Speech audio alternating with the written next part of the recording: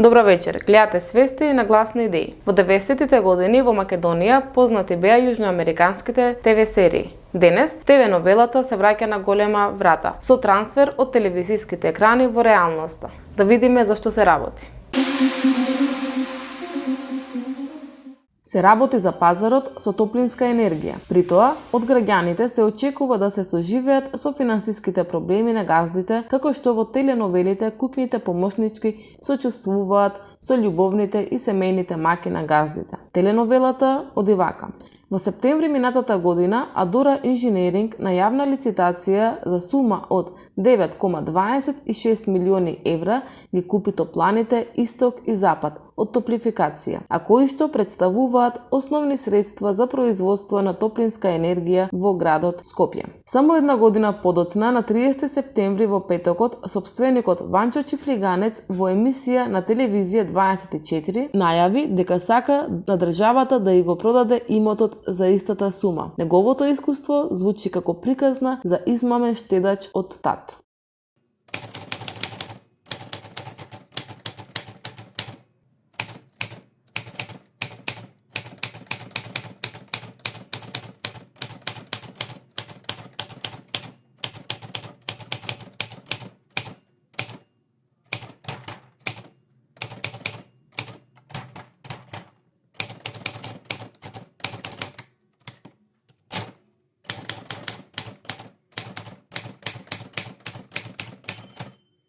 Паралелата со теленовела звучи чудно, но на прашањето кој му бил мотивот да влезе во енергетскиот сектор, сопственикот на Адора Инженеринг одговори дека тоа го прави за доброто на вработените. И уште повеќе, како поинаку да се толкува соопштението на Адора Инженеринг во кое компанијата ја соопштува намерата за продажба на топланите кон државата како најдобар интерес на граѓаните.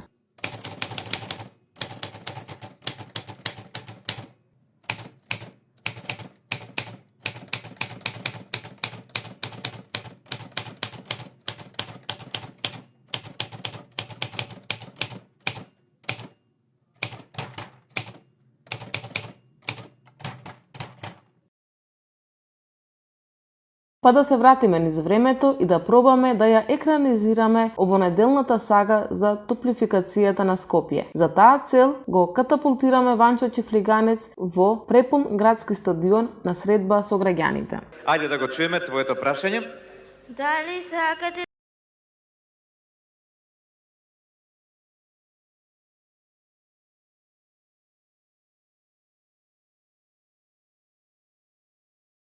Да. I love to. Би сакал многу. Супер. Нема други прашања. Одговорот беше многу краток и јасен. Trabajaba con qué mujer, actor, usted trabajaba mejor.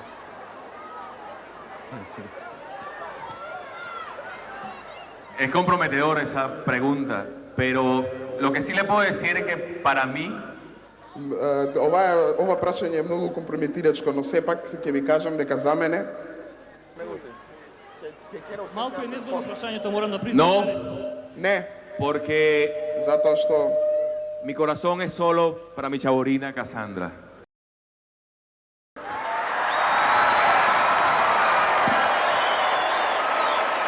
Ова досега помалку беше пародија, а многу повеќе е сериозно прашање за размислување. Дали сме сведоци на неверојатен хибрид помеѓу социјализмот и капитализмот? Тоа отприлика изгледа вака. Во добри времења, при очекуван добар економски раст, стабилни берзи и растечки пазари, профитите се наменети само за капиталистите. Во добрите времења, државата крева раце од економијата. Нема државна интервенција, а камоли национализација. Напротив, постојано се создава атмосфера за неопходноста од приватизирање на цели сектори од државна сопственост. Сепак, предходно профитабилните компании во тешки времења на стагнација, рецесија или галопирачка инфлација наеднаш стануваат загубари. Во вакви кризни времења државата почнува наеднаш да се интересира за економијата. Профитите во одделни сектори и натаму се приватизираат, додека загубите на големите задолжително се национализираат. Пред 15 години такво беше случајот со банките во центарот на капитализмот, кои добие милиарди долари и евра буџетски инекции за опоравување. Денес, енергетската криза и инфлацијата го прават непрофитабилен приватниот сектор со топлинска енергија во Македонија, кој во случајот на скопска топлификација до закопан е со сериозни обвинувања за измама на купувачот. Како и да е, ограничената понуда на енергенси логично предизвикува раст на цените. Од друга страна, цените се државно регулирани преку регулаторна комисија, како не би се предизвикало бунт кај населението од пазарно вртоглаво растење на цените.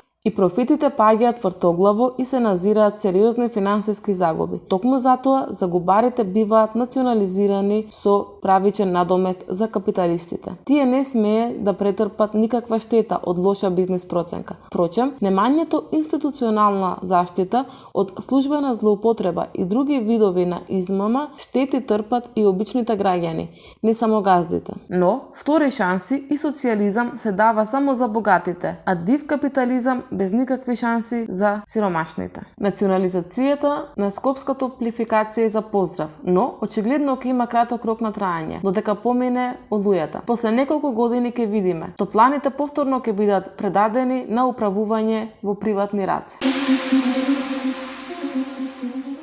Главната тема на почетокот на грејната сезона е секако прашањето на што ќе се грееме оваа зима. Државна собственост и управување на топлификацијата воопшто е за поздрав, особено ако се има предвид одговорноста која во вакви моменти мора да ја сноси државата. Во моментот, Македонија преговара со Србија за набавка на природен газ. Доколку преговорите запнат во некоја фаза, односно доколку преговарачите не успеат да се договорат, топланите би работеле на мазут. Во врска со ова да видиме што изјави претседателот на регулаторна комисија пред еден месец.